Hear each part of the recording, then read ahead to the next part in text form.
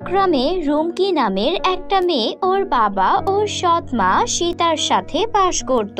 সীতার নিজের কোনো সন্তান ছিল না, তাই সে রুমকির ওপর অনেক অত্যাচার করত। রুমকির বাবা সজীব প্রায় সময়ই কাজের উদ্দেশ্যে বাড়ি থেকে দূরে শহরে যাতায়াত করত। এই জন্য সজীব দ্বিতীয় বিয়ে করে যেন সে তার মেয়ে রুমকির দেখাশোনা করতে পারে। 4 বছর আগে সজীবের স্ত্রী সুমনার একটা গাড়ি অ্যাক্সিডেন্টে মৃত্যু হয়। সে ভেবেছিল রুমকিকে বড় করার জন্য ওর মায়ের প্রয়োজন, তাই সে সীতাকে বিয়ে করে বাড়ি নিয়ে আসে। সীতার নিজের কোনো সন্তান ছিল না, কিন্তু সীতা দেবীকে বিয়ে করে বাড়ি আনার পর সবকিছু উল্টোই হয়। সজীব যেমনটা ভেবেছিল তার কোনোটাই কাজে আসে না। সজীব তার মেয়ে রুমকিকে অনেক ভালোবাসতো। সে সব সময় রুমকির জন্য অনেক ভালো ভালো ড্রেস, চকলেট, কেক, আইসক্রিম ও অনেক দামি দামি বই এনে দিত। ওর পড়ালেখার কোনো কিছুর জন্য কোনো কমতি রাখতো না। রুমকি যখন যা চাইতো তাই এনে দিত। সজীব চাইতো ও যেন বাড়িতে বসেই মন দিয়ে পড়াশোনা করে। এদিকে সীতা রুমকিকে এত সুন্দর সুন্দর ড্রেস, চকলেট, আইসক্রিম এগুলো খেতে দেখে অনেক বেশি হিংসে করত। এমনকি সীতাকে ওর বাবা যে এত ভালো ভালো বই কিনে দিত এটাও সীতার সহ্য হতো না। তাই সজীব বাড়ি থেকে বের হলেই সীতা ওর বই, ভালো ভালো ড্রেস আর চকলেট গুলো নিয়ে বাইরে ফেলে দিয়ে আসতো। সজীব অফিসের কাজের জন্য 2-3 দিন বাড়ি না আসলে পড়ালেখা তো দূরের কথা, সীতা রুমকিকে দিয়ে বাড়ির সব কাজ করাতো। সে পড়ালেখার কোনো সুযোগই পেত না। এমনই একদিন রুমকি ওদের সোফায় বসে খাবার খাচ্ছিল। তখনই ওর সৎ মা সীতা আসে। কি রে মহারানী, নিজের কাজগুলো শেষ করে খেতে বসেছিস? এতটুকু জানিস না যে নিজের মাকে আগে খাওয়াতে হয় তারপর নিজে খেতে হয়? মা, আমি তো বাড়ির সব কাজ শেষ করে তারপরই খেতে বসেছি। আমার অনেক ক্ষুধা লেগেছিল, আর আপনার খাবারও তো আমি টেবিলের উপর রেখে এসেছি।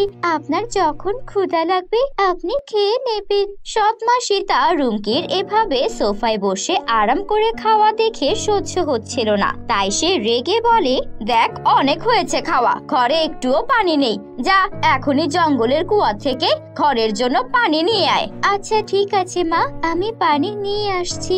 এরপর রুমকি খাবার ছেড়েই একটা বড় বালতি নিয়ে কুয়ো থেকে পানি উঠাতে চলে যায়। ও যখন জঙ্গলের মধ্য দিয়ে কুয়োর কাছেই যাচ্ছিল তখনইও একটা খুব সুন্দর গাছ দেখতে পায়। সেই গাছে অনেক লাল টকটকে ডালিম ধরেছিল।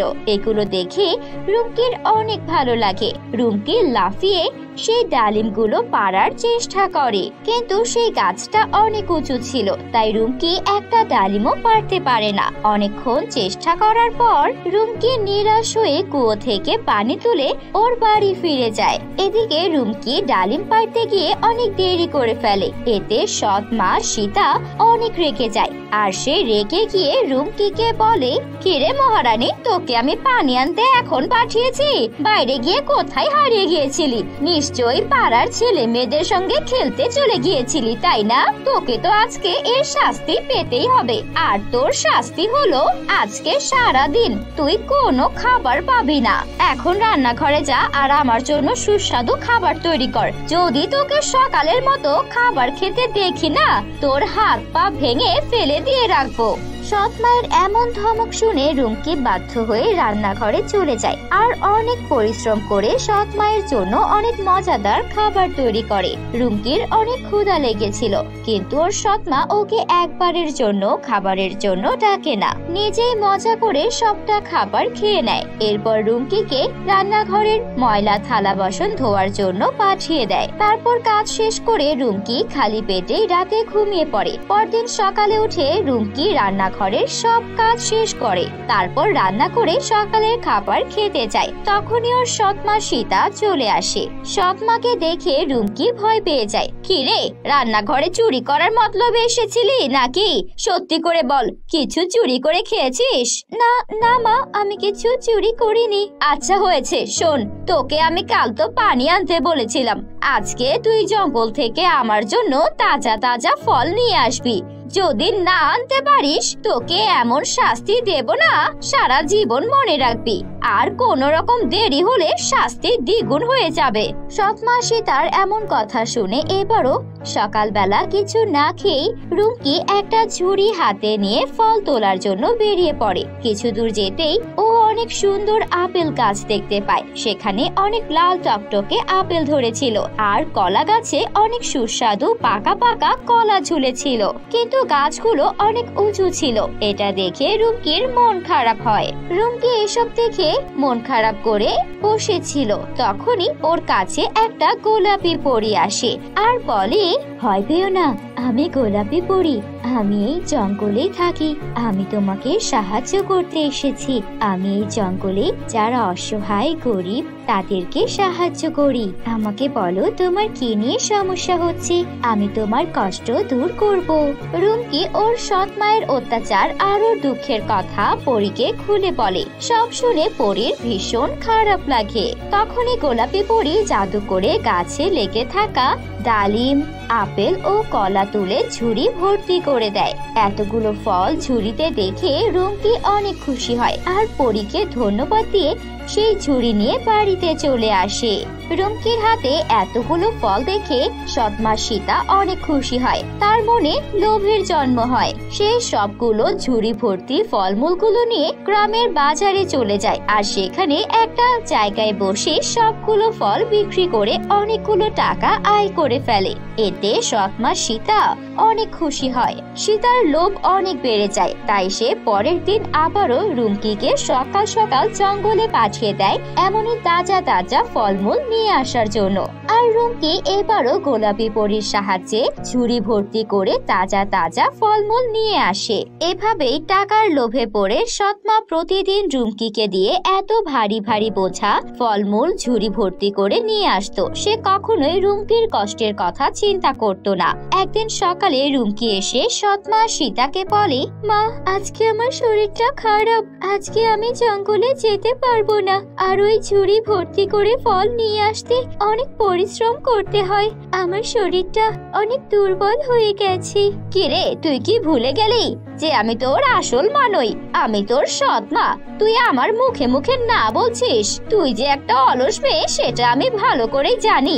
যদি আমার হাতে মার না খেতে চাস, এখনই ঝুড়ি নিয়ে এক ঝুড়ি ভর্তি তাজা ফলমূল নিয়ে আয়। তারপরই সে রুমকির গালে জোরে একটা চড় মারে আর রুমকির হাতে একটা ঝুড়ি দিয়ে ধাক্কা দিয়ে ঘর থেকে বের করে দেয় আর বলে ও যেন এই ঝুড়ি ভর্তি করে তাজা ফলমূল নিয়ে আসে।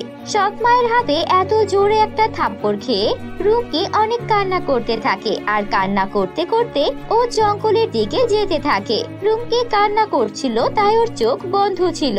তাই ও যখন রাস্তা পার হচ্ছিল তখনই একটা বড় গাড়ি আসে আর রুমকির সেখানেই অ্যাক্সিডেন্ট হয়ে যায়। তখনই রাস্তা দিয়ে গোলাপি পরী যাচ্ছিল।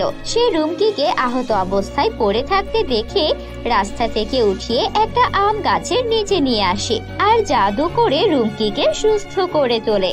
রুমকির জ্ঞান ফিরে সে পরীকে ওর সৎ মায়ের করা অত্যাচারের কথা সব খুলে বলে। সব শুনে পরীর ভীষণ খারাপ লাগে। তখন গোলাপি পরী জাদু করে রুমকিকে একটা জাদুর আমের ঘর দেয় আর বলে, তোমার কষ্ট শুনে আমার বড্ড খারাপ লাগছে রুমকি। তোমাকে আমি তাই এই জাদুর আমের ঘরটি দিচ্ছি।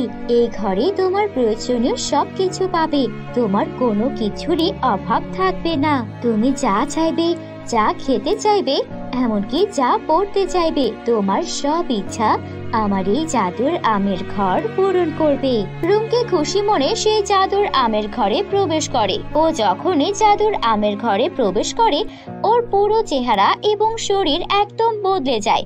ওর গায়ে অনেক দামি কাপড় চলে আসে আর সেই আমের ঘরে অনেক সুন্দর সুন্দর lehenga, designer dress, bag, makeup, sandal, heel, কোনো কিছুরই যেন কমতি ছিল না। রুমকির মাথায় যে আঘাত পেয়েছিল সেটাও ঠিক হয়ে যায়। রুমকি নিজেকে আয়নায় দেখে ও দেখতে অনেক সুন্দর দেখাচ্ছিল। নিজেকে এত সুন্দর দেখে রুমকি অনেক খুশি হয়।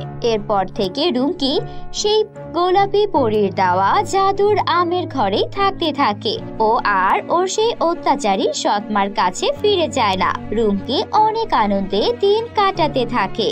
তো বন্ধুরা, কেমন লাগলো তোমাদের আজকের এই গল্পটি কমেন্ট করে জানিয়ে দাও। ভালো লাগলে একটা লাইক করে দিও। আর তোমরা যদি আমাদের চ্যানেলে নতুন হয়ে থাকো, আমাদের চ্যানেলটিকে সাবস্ক্রাইব করে পাশের বেল আইকন অন করে দিও। দেখা হবে আবারও নতুন কোনো জাদুর গল্পে। বাই বাই বন্ধুরা।